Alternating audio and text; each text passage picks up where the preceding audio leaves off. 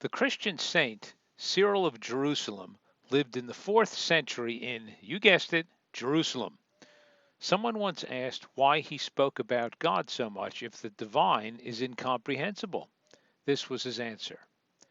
So then, because I can't drink up an entire river, am I not even to drink what I can from it? Because with my human eyes I cannot take in all the sun, am I not even to look on it enough to satisfy my wants? Nice job, St. Cyril. Thanks for deciding to try out the next thought experiment in this short video series. They are all drawn from a book I wrote called Immortality: How Doubting Led Me to God Without Being Born Again. You can buy this book on Amazon, and you can download the first 7 chapters of the book for free at the Amazon website.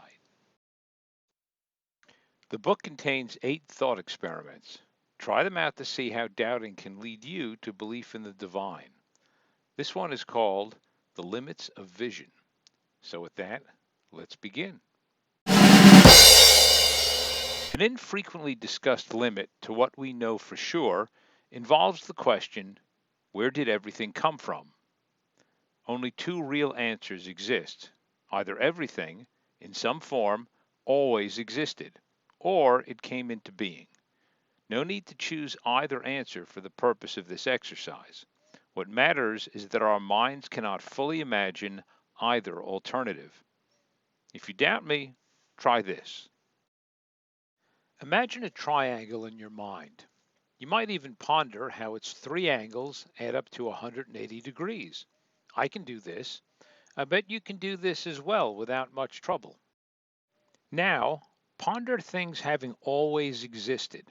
Or, if you prefer, imagine everything suddenly coming into being, perhaps by God's command. It doesn't matter which alternative you choose. You can't see it in your mind with the same clarity that you can see the triangle you just imagined, or the idea of love being like a red, red rose, or even the images of George Washington and the Israelites crossing the Delaware and the Red Sea, respectively. But I don't think anyone will argue that reality doesn't exist because we can't get a clear idea of its origins. The same principle might apply to pondering the possibly existent God. The kind of fuzziness we experience when we think of the incomprehensible reflects a limit of our minds, not the relative realness of an aspect of reality you can't fully comprehend.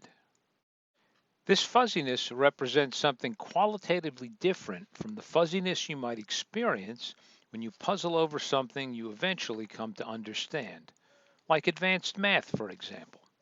It differs from the fuzziness you feel when pondering something that proves false or doesn't make sense, because it turns out it really didn't make sense or it was, in fact, false. Of course, this particular kind of fuzziness doesn't suggest that God exists either. But it does suggest that we should not allow our mental limitations to exclude the possibility of God's existence just because the possible existence of the divine exceeds our ability to imagine.